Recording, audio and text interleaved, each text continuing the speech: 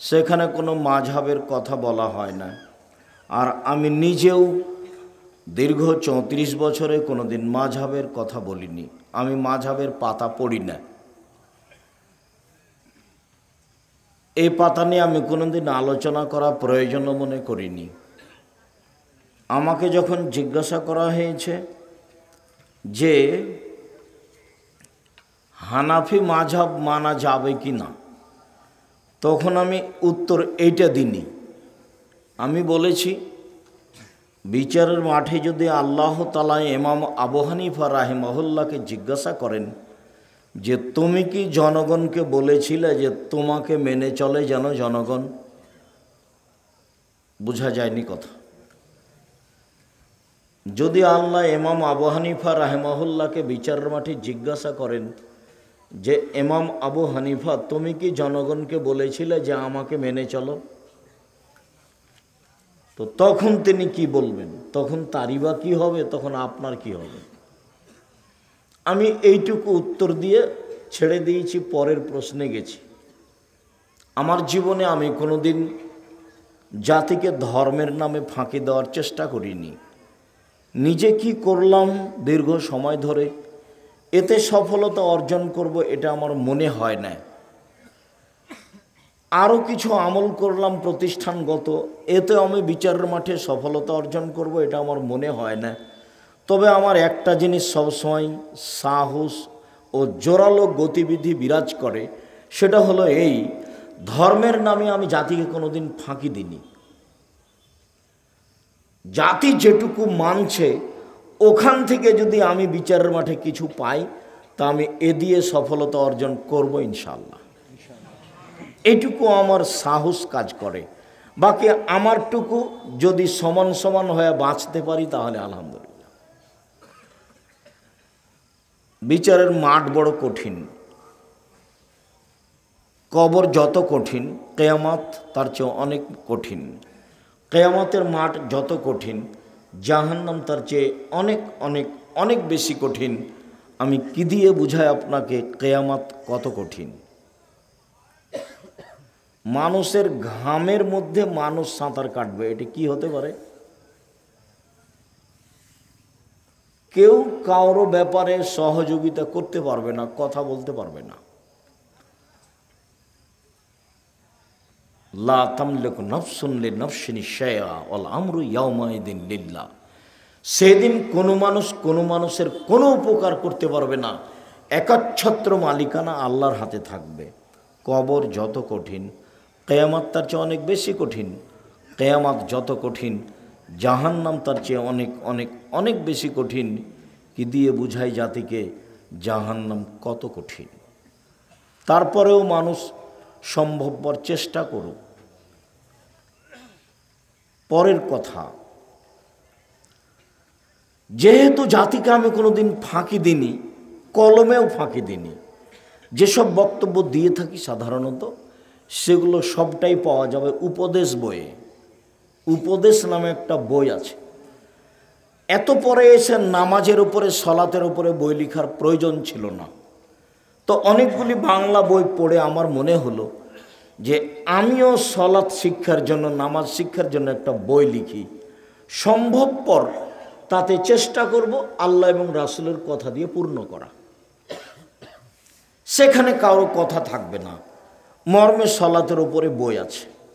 সাথে সাথে দুয়ার যখন হইচই চলল, মোটামুটি 85 সাল থেকে, যখন আমরা শিক্ষকতার জীবনে আসিনি, 92 সালে 92 সালে একটা বাহাসে এসেছিলাম ময়মনসিংহ জামালপুর, আপনার এতে ময়মনসিংহ জামালপুর কোঠাইল চিনাডলিতে, ময়মনসিংহ জামালপুর, ময়মনসিংহ অন্তর্গত জামালপুর জেলা গোঠাইল চিনাডলিতে এসেছিলাম।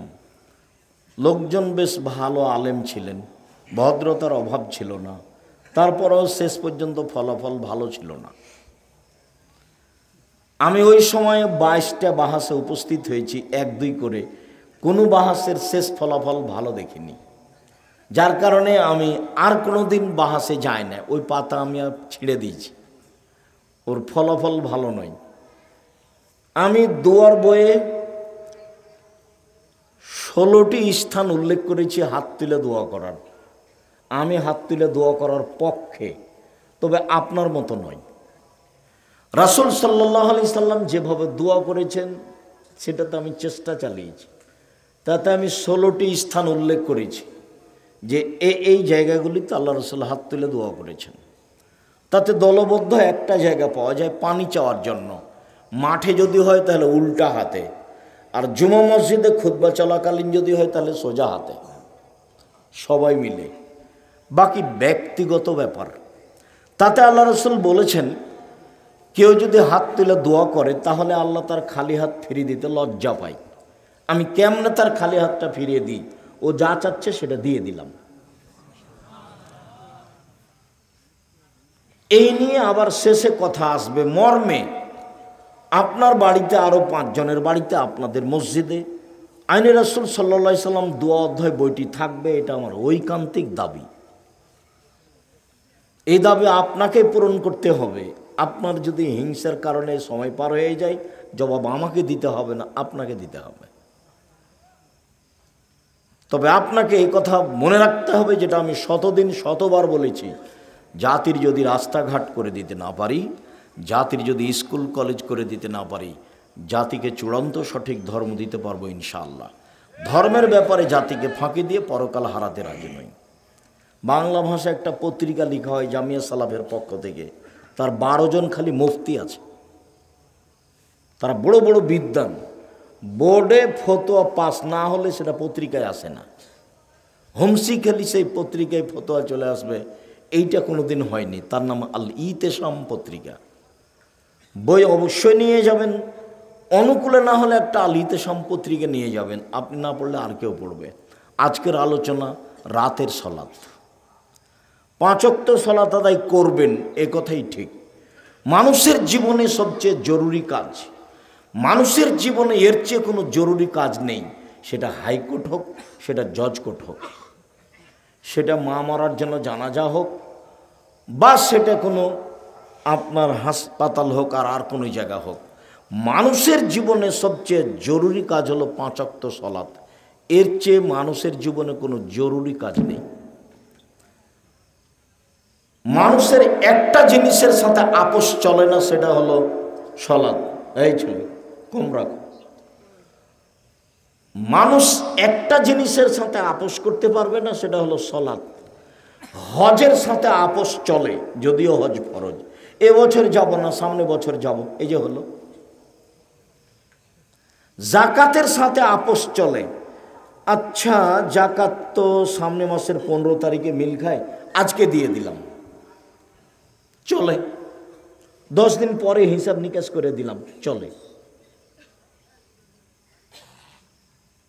সেম রোজা, আমি অসুস্থ, একবারে নগদ রমজান মাসের রোজা, তা আপনি অসুস্থ, এখন কি হবে পরে করেন।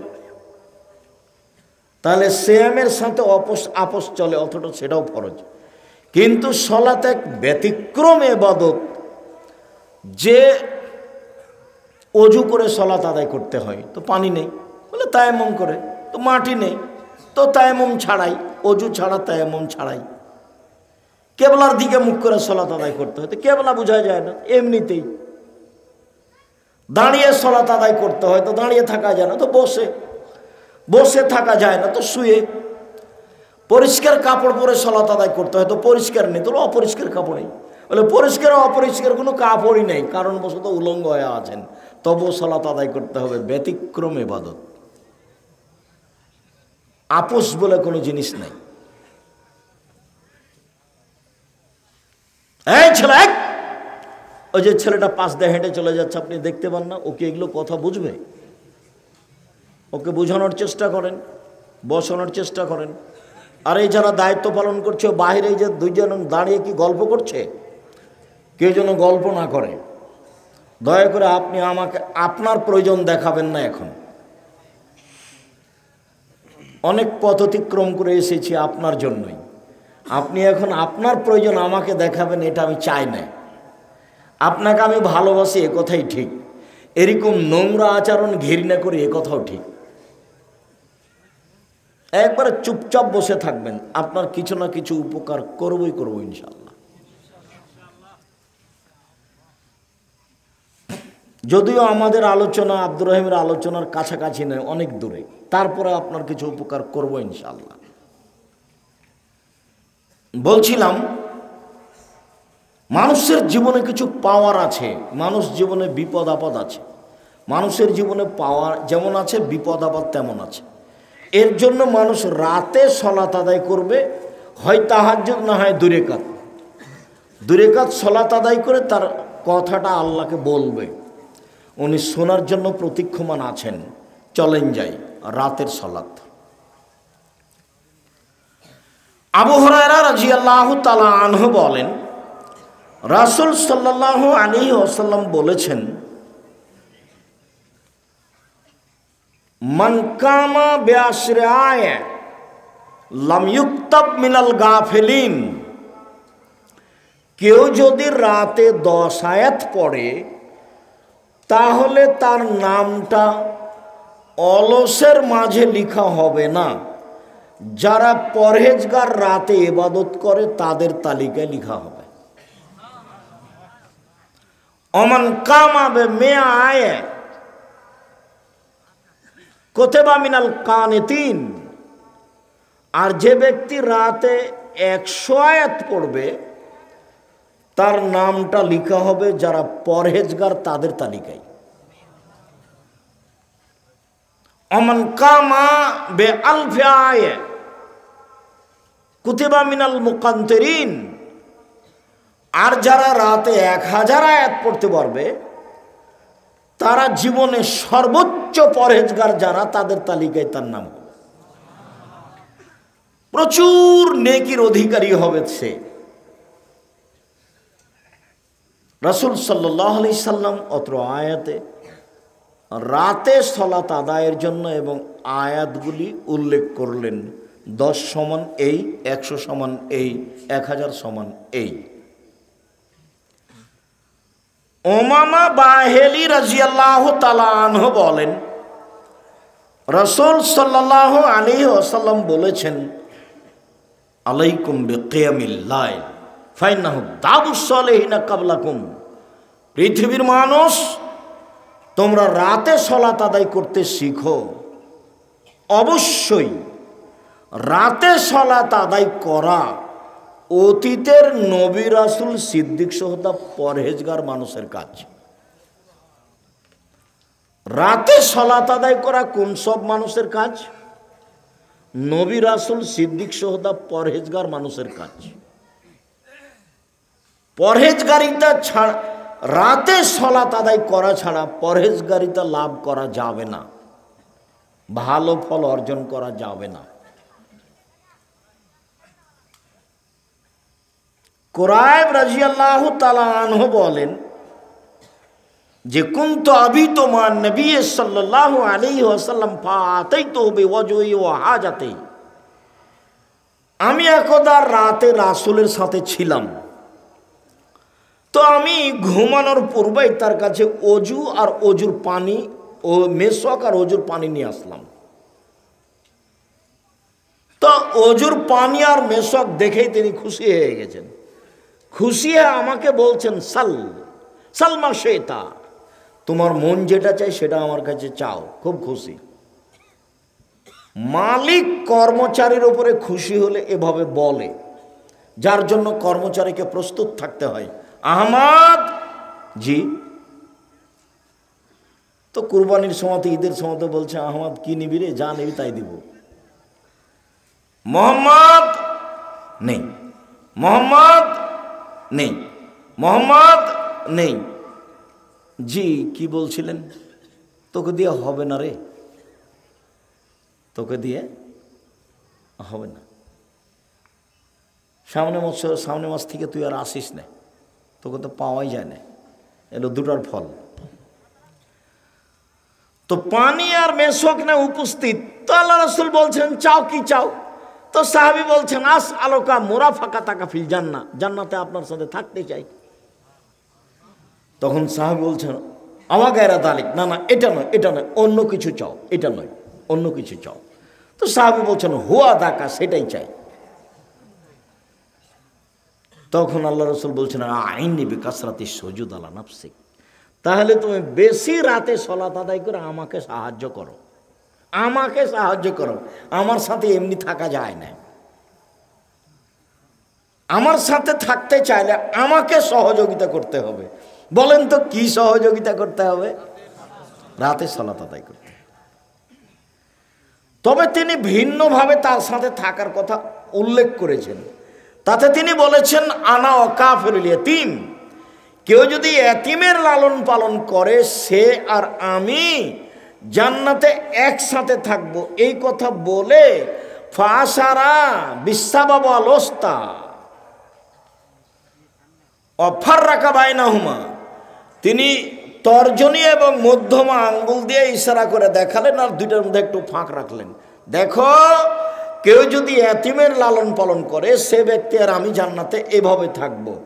দুইটা আঙ্গুলকে পাশাপাশি করলেন তো একটু ফাঁক রাখলেন, তার মানে তার সাথে থাকা যাবে এতিম লালন পালন করে। জামিয়া সালাফে 519 জন এতিম আছে। আর একটা পথ আছে, রাসূল সাল্লাল্লাহু আলাইহি সাল্লাম বলছেন মান আলা জারিয়াতাইনি হাত্তা তাবলগা, কেউ যদি দুইটা মেয়ের লালন পালন করে বড় হওয়া পর্যন্ত, কেউ যদি দুইটা মেয়ের লালন পালন করে বিবাহ শাদী দিয়ে দেয় দুইটার, তাহলে হুয়া আনা ফিল জান্নাহ হাকাদা ওয়াসারা বিসাবাব ওয়াল ওস্তা ওয়া যাম্মা বাইনাহুমা। এবার তিনি বললেন যে সে ব্যক্তি আর আমি জান্নাতে এভাবে থাকব। তখন তিনি আঙ্গুল দুটিকে জমা করলেন, ফাঁকা রাখলেন না।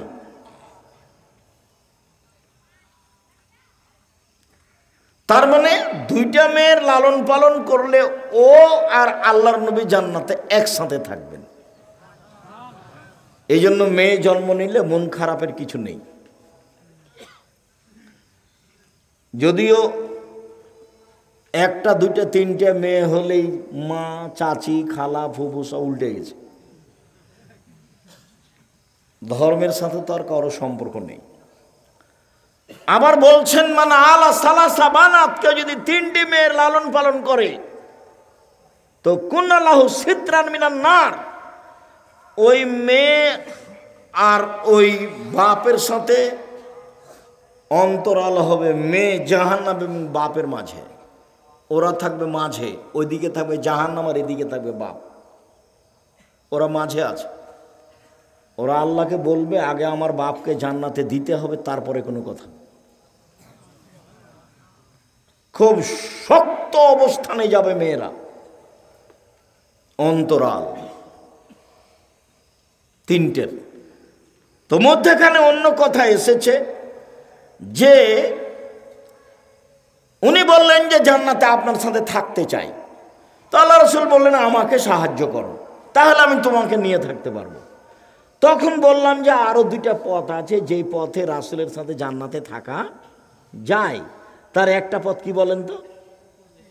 এতিম লালন পালন করা। আরেকটা 2টা মেয়ে থেকে উপরের মেয়ে লালন পালন করা। 2টা হয়তো সাথে আর 3টা হলে অন্তরাল। বলছিলাম পৃথিবীর মানুষ তোমরা রাতে সালাত আদায় করো। রাতে সালাত আদায় করা নবী রাসূল সিদ্দিক সহদা পরহেজগার মানুষের কাজ। এই কথা বলার পর আল্লাহ রাসূল বলছেন হুয়া কুরবাতুন লাকুম ইলা রাব্বিকুম, রাতে সালাত আদায় করলে আল্লাহর নিকটে হওয়া যায়। রাতে সালাত আদায় করলে আল্লাহর নিকটে হওয়া যায়। রাতে সালাত আদায় করলে আল্লাহর নিকটে হওয়া যায়। মাগফিরাতুল লিসাইয়াত, রাতে সালাত আদায় করলে পাপ মিটে যায়। মানহাতুন আনিল ইসমে, রাতে সালাত আদায় করলে পাপ দূরে সরে যায়। যারা মোবাইল নিয়ে ব্যস্ত থাকো, পাপ থেকে দূরে থাকতে পারো না, রাতে সালাত শুরু করো, সরে যাবে পাপ। রাতে সালাত আদায় করলে 3টা কাজ হবে। 1, আল্লাহর নিকটে হওয়া যাবে। 2, পাপ মিটে যাবে। 3, পাপ তার থেকে দূরে সরে যাবে।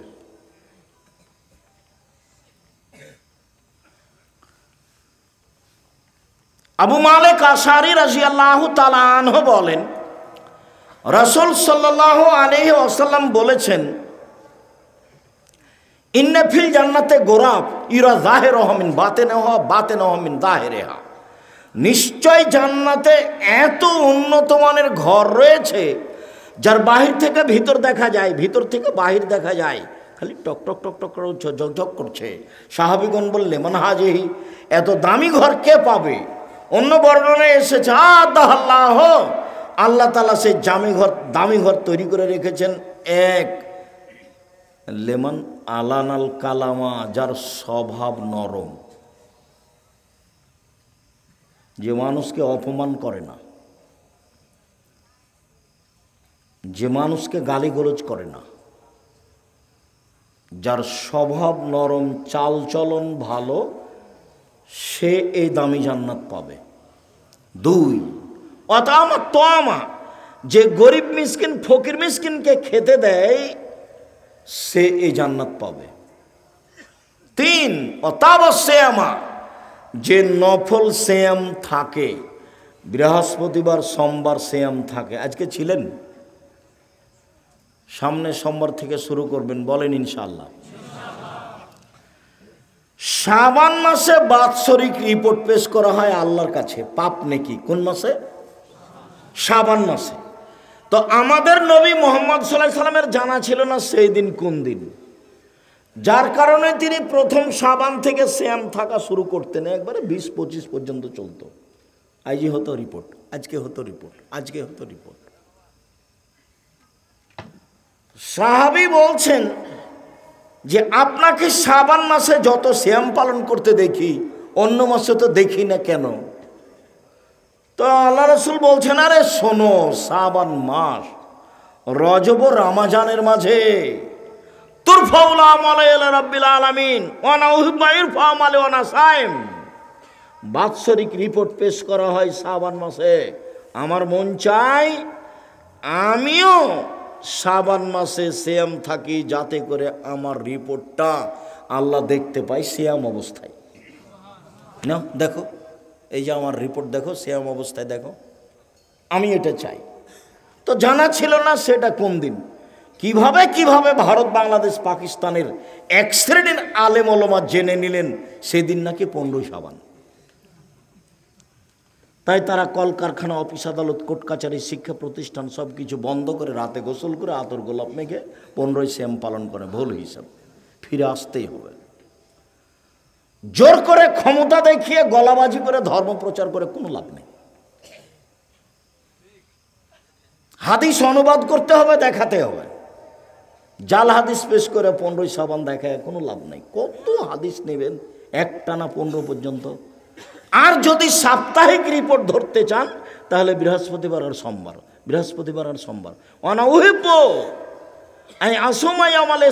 খামিস, আমি ভালোবাসি বৃহস্পতিবারে সিয়াম থাকা, আমি ভালোবাসি সোমবারে সিয়াম থাকা। কেন? এই 2 দিনে রিপোর্ট পেশ করা হয়। আমার মনটা চাই সাপ্তাহিক রিপোর্ট আমার দেখুক আল্লাহ সিয়াম অবস্থায়। আপনাকে অনুরোধ করছি, বৃহস্পতিবারে সিয়াম শুরু করতে হবে এই সপ্তাহ থেকেই, ইনশাআল্লাহ। বলেন বিশাল কিছু ইবাদতের জগতে সবচেয়ে দামি ইবাদত সিয়াম। অন্তত বৃহস্পতিবার সোমবার চালু করেন। তারপরে আরাফার দিনে একদিন সিয়াম পালন করেন, আগের পরের 2 বছরের পাপ ক্ষমা। মুহররমের 2 দিন থাকেন, বিগত 1 বছরের পাপ ক্ষমা। শাওয়ালের 6 দিন, শাওয়ালের 6 দিন থাকেন, তাহলে আপনার সারা বছর সিয়াম পালন নেকি হবে। আর যুলহিজ্জার 1 থেকে 9 পর্যন্ত থাকেন নফল সিয়াম। নফল সিয়াম থাকে যে সে দামি জান্নাত পাবে। ও সাল্লা বিল্লাহ নাসনিয়াম, মানুষ যখন ঘুমিয়ে তখন রাতে তাহাজ্জুদ পড়ে, সে এই জান্নাত পাবে, রাতের সালাত। আমর ইবনে আব্বাস রাদিয়াল্লাহু তাআলা আনহু বলেন, রাসূল সাল্লাল্লাহু আলাইহি ওয়াসাল্লাম বলেছেন,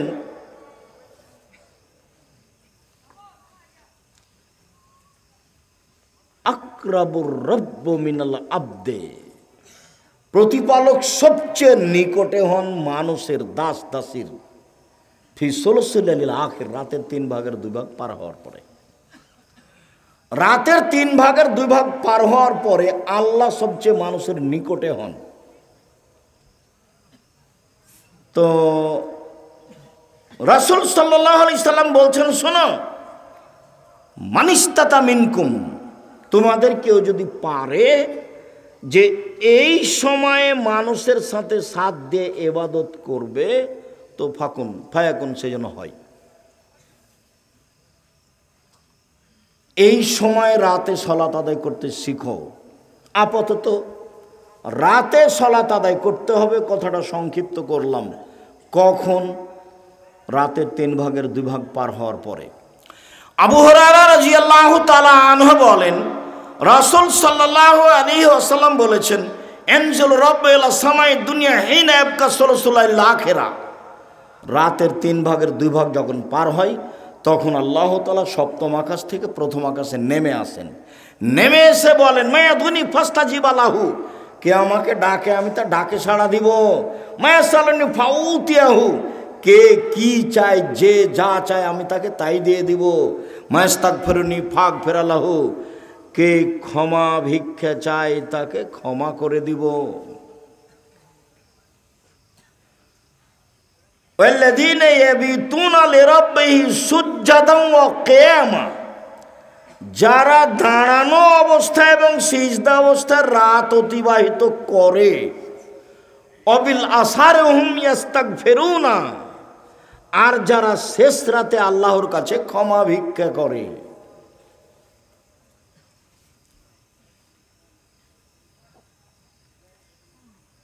রাতের 3/2 পার হলে আল্লাহ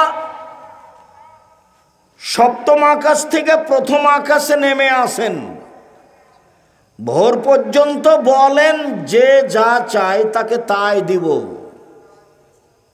যে যা বলে সেটাই মেনে নিব, যে ক্ষমা চায় তাকে ক্ষমা করে দিব। যারা রাতে দাঁড়ানো অবস্থায় এবং সিজদা অবস্থায় রাত অতিবাহিত করে আর শেষ রাতে আল্লাহর কাছে ক্ষমা ভিক্ষা করে, রাতের শেষে। উসমান ইবনে আবিল আস রাদিয়াল্লাহু তাআলা আনহু বলেন, রাসূল সাল্লাল্লাহু আলাইহি সাল্লাম বলেছেন, ইযা কানা নিসফুল লাইল, যখন অর্ধেক রাত হয়, ফাতিহাত আবু সামাই, আকাশের দরজা খুলে দেওয়া হয়। ও ইউনাদি মুনাদিনা মিনাস সামাই, আকাশ থেকে চিৎকার করে আল্লাহ তাআলা বলেন, হাল মিন দাইন ইস্তাজাবু লাহু, কেউ কি ডাকে, তার ডাকে সাড়া দেওয়া হবে। কেউ কি ডাকে, তার ডাকে সাড়া দেওয়া হবে। হাল মিন সাইল ইউতা, কেউ কি কিছু চায় তাকে তা দিয়ে দেওয়া হবে। কেউ কি কিছু চায় তাকে তা দিয়ে দেওয়া হবে। হাল মিন মাকরুবিন ইফরাজা আনহু, কেউ কি বিপদগ্রস্ত তাকে উদ্ধার করা হবে। কেউ কি বিপদগ্রস্ত তাকে উদ্ধার করা হবে। কথা বোঝা যায় কি? এগুলো আল্লাহ তাআলা বলছেন। আকাশের দরজা খুলে দেওয়া হয়েছে, সপ্তম আকাশ থেকে প্রথম আকাশে নেমে এসেছেন, এইভাবে বলছেন। সম্মানিত দিনী ভাই বোন, রাতে সালাত আদায় করতে শিখি। রাতের 3/2 পার হওয়ার পরে, রাত যখন শেষ হয়ে যাবে তখন হাত তুলে দোয়া করব। আগে পড়ব দোয়া ইউনুস, তারপরে দরুদ, তারপরে চাওয়া পাওয়া। হাত তুলে কোন দোয়া পড়ব? আগে ইউনুস, লা ইলাহা ইল্লা আনতা সুবহানাকা ইন্নী কুনতু মিনাজ জালিমিন, তারপরে দরুদ, তারপর প্রয়োজনীয় কথা। সম্মানিত দিনী ভাই বোন, আমরা যে উদ্দেশ্যে এসেছি মোটামুটি আমরা আপনাদের সামনে কথা পেশ করেছি। সম্ভবপর আপনারা বই পুস্তকগুলি মূল্যায়ন করবেন, সব স্টেজে আছে। আর সবাই আব্দুল্লাহকে ভালোবাসে, আমরা জানি, আমিও তার বক্তব্য শোনা ভালোবাসি। বুখারীর ব্যাখ্যা মিন্নাতুল বারী তার 2 খণ্ড বের হয়েছে এখন। প্রথম খণ্ড দ্বিতীয় খণ্ড আমার দিনী ভাই বোন সবাকেই মিন্নতুল বাড়ি সংগ্রহ করার জন্য অনুরোধ জানাচ্ছি। আর ওরা বলেছে ওই সময়তেই একটু ছেলেরাকে পাঠিয়ে আদায় করতে হতো, তো যাই হোক কথাটা রক্ষা করবেন। যাওয়ার সময় কেউ খালি যাবেন না, ছেলেরা আছে যার যতটুকু সম্ভব 500 টাকা হোক, 200 টাকা হোক, 100 টাকা হোক, অবশ্যই দিয়ে যাবেন যাতে করে তারাও কাজে সফল হয়। আল্লাহ আমাদের যারা মারা গেছে তুমি তাদের কবরের শাস্তি মাফ করো, আমরা যারা অসুস্থ তুমি তাদের আরোগ্য দান করো, আমরা যারা বেঁচে আছি তুমি তাদেরকে তোমার রাসূলের পদ্ধতি অনুযায়ী চলার তৌফিক দান করো, নিয়মিত কোরআন তেলাওয়াতের তৌফিক দান করো, রাতে সালাত আদায়ের তৌফিক দান করো, তোমাকে জানা বুঝার তৌফিক দান করো। এই দাবি দোয়া তোমার দরবারে রেখে আজকের সংক্ষিপ্ত কথা